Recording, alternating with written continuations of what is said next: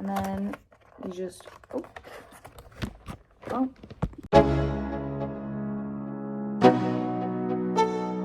Hey guys, I'm currently doing a 23&me. I'm going to show you guys the results, but I wanted to show you guys what I'm doing. I am spitting in this tube to the fill line, and then I have to follow all these instructions right here, and then I'll be able to see my genetic makeup, I guess. All right, I know this is really gross, but there it is, the fill line. All right, and then it says I have to close this very tight, so. All right. And apparently this liquid that was in here is spilling into here. All right, and then my last step is to take this off and then to take this tiny little lid and screw it on. Oh, I hope it's tight. And it has a blue dot. All right, now it says to shake it for 5 seconds. So 1, 2, 3, 4, 5. And then I put it in this cute little bag, like this, like this. All right, and it says I take this off and I just fold it over like this. And then I put it in here and I ship it to them. What's nice about 23&me is they actually give you a box that you can ship it in. So you take this off, and then you just, oh. What's nice about 23&me is they actually give you the box to ship it in, and there's just a peel here, and then you can ship it. Hey guys, what's up? So, there's Sova right there. I have officially gotten my results back. I actually got them last week, but of course I needed to process it, look at it, you know what I mean. So school's been really hectic, and it's like late. I wanted to post this on Friday, but I literally just don't have time to think or breathe. But I did a 23&me about 3 weeks ago. Look at him, he's just living. About 3 weeks ago, and I just got my results back. So what I knew before this was I was born in Wuhan, China, specifically in Hubei, and that's where I was adopted. But from there, I didn't know what my ethnicity was and truly like where I was from. So I got this for Christmas a little while ago. It expired, and so they sent me a free new one. And so what we have learned so far is I am literally just a red circle. It is so funny. Okay, so I'm gonna show you guys this data. All right, so it says that I am 100% East Asian and I'm 99.6% Chinese. But when you break it down, it says that I'm mostly Southern Chinese and Taiwanese. And you can see that when I click Southern Chinese, you actually do see Hubei in here, right here. Hubei is right here, and it's highlighted right there. And that's actually where I was adopted, Wuhan. Something super fun that I was able to see is that I'm literally not even 1% Vietnamese, which I think is super fun because I kind of wanted to be from somewhere other than China, just maybe even a little bit. But it also says Taiwanese right there, which is pretty exciting. Like, maybe I am a little bit, you know? All right, so the most fun part about finding out your ancestry is that you get to find traits about you and like the percentages that you might have a certain trait. So these are what they look like. They're broken down really small so that you can understand, but I am 56% likely to not have dimples, which I don't.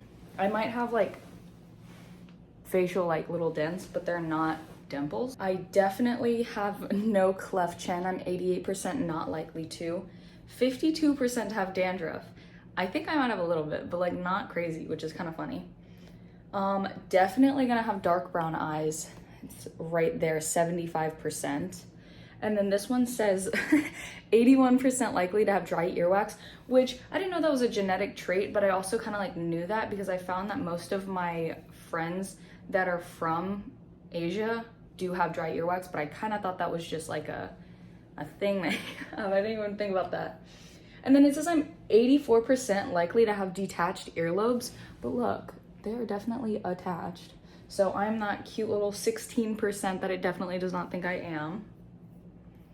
And then it says I'm 52% likely to have my ring finger be longer than my index finger. Ring finger, index finger. I'm just like thinking about my middle finger for some reason.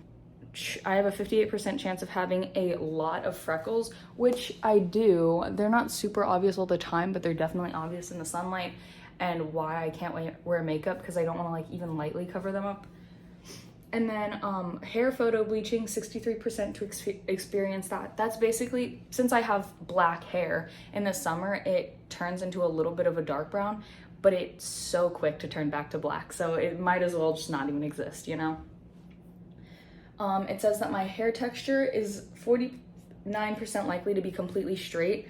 There are so many other options like wavy and all that stuff, and I have a less than 1% chance of having tight curls, which I obviously do not. And then 67% chance of having dark brown hair, and then a 16% chance of having black hair. I mean, let's look at this. Like, my hair is just black, you know? No fun. 55% chance to have a lot of hair at birth. We don't know that if I had hair at birth, but maybe I did. Almost dropped it. I have a 1% chance of being ginger. And then I have a 36% chance of having light brown skin. I don't know anything about my skin color, like, at all.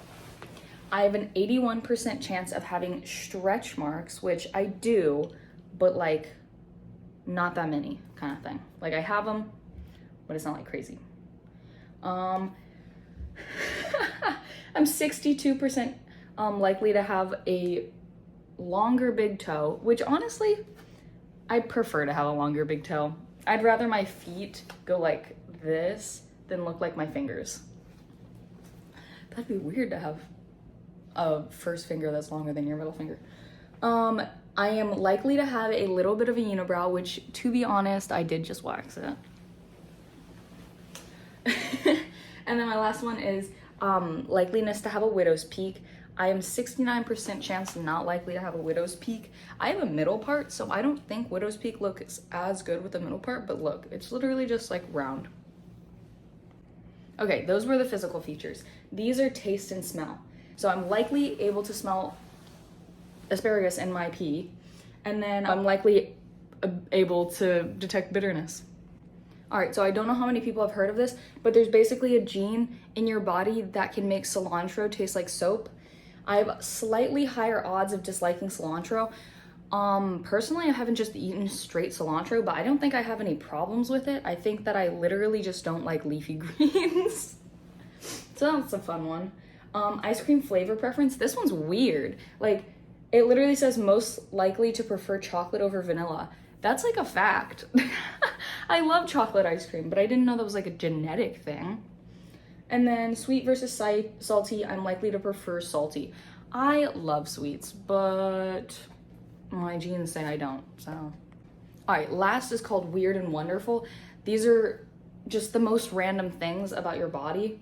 The first thing is I'm more likely to be able to match musical pitch. So basically, if someone sings a note, I'm able to match it. I'm less likely than average to have a bunion.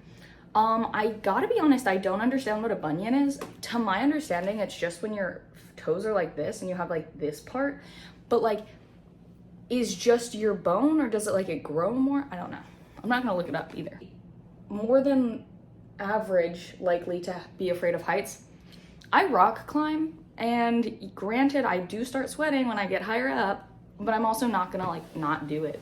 And I love roller coasters and stuff like that, so I don't know. I do probably have a fear of heights, but it's just not as obvious. 50-50 chance of having a fear of public speaking. That's so funny because I actually do have a 50-50 chance of shaking while presenting. So I'm like, oh, I'm good. And then my hands are like on my index cards. And then more likely to have flat feet. I don't have flat feet. I'm wearing socks. I don't have flat feet. I have like an arch in my foot. More likely to have thick hair. I do have pretty thick hair, honestly, but it's not like terribly thick. More likely to hate chewing sounds. I don't like looking at people chewing in the first place, so I mean, I don't know. If I look too hard at someone chewing, ick, right there. Mosquito bite frequency, likely bitten more often than others. Dude, that's so true. I went to Put-in-Bay one year. I had like 12 mosquito bites. I literally couldn't sleep through the night without waking up to itch myself. Motion sickness, more likely to experience motion sickness. I actually don't experience motion sickness at all, which is really nice because I recognize that that's a really like crappy thing to have to go through, like in the car, on a boat, on a plane, anything like that. That just sounds awful. So I'm very like blessed to not have that. Photic sneeze reflex. I have no photic sneeze. Photic? I don't know if that's right. Sneeze reflex. It's basically when you go out in the sun and you sneeze. I have a few friends that were like that, and I was actually like shocked to hear that because how on earth does that happen? And I love that that's a gene. And then wake up time, likely to wake up around 9 a.m., which if I am in the perfect situation, I went to sleep at like 11, blah, blah, blah. Today I woke up and I wish I woke up at 9 a.m. But naturally I will wake up at 9 a.m. and that's something that I've done since I was a kid. Like on the weekends, my sister would sleep until like 2 p.m. and I would wake up at 9 a.m. and just wait for her to wake up. And then the very last thing is DNA relatives. Unfortunately, I don't have any DNA relatives closer than third cousin.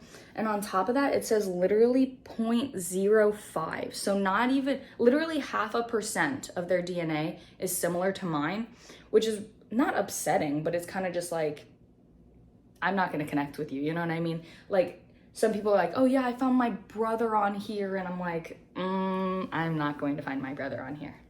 Don't even know if I have one, you know? But yeah, thanks for watching.